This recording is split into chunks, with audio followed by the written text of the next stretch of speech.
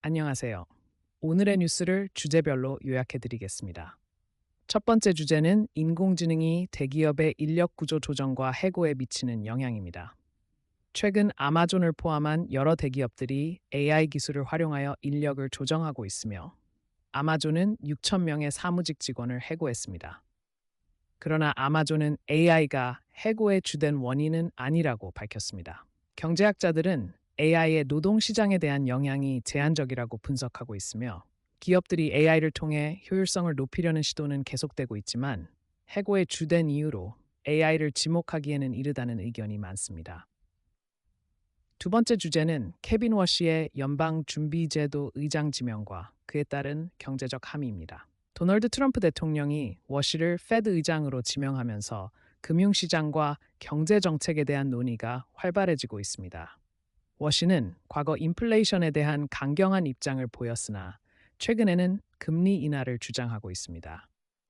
그의 지명은 금과 은 시장에 큰 영향을 미쳤으며 페드의 정책 방향에 중요한 변수가 될 것으로 보입니다. 세 번째 주제는 미네소타에서 발생한 사회 문제에 대한 기업들의 반응입니다.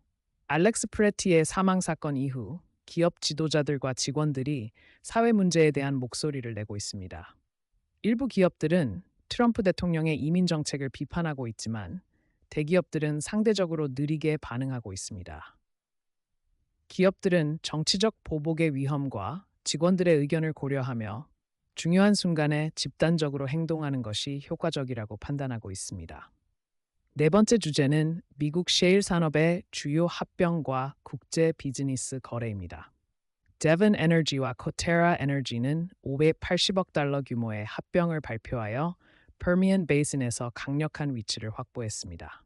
또한 영국 총리 키어 스타머는 중국을 방문하여 새로운 투자와 파트너십을 확보하며 경제 협력을 강화하고 있습니다. 다섯 번째 주제는 앨런 머스크의 스페이스X가 우크라이나에서 러시아의 스타링크 무단 사용을 차단한 소식입니다.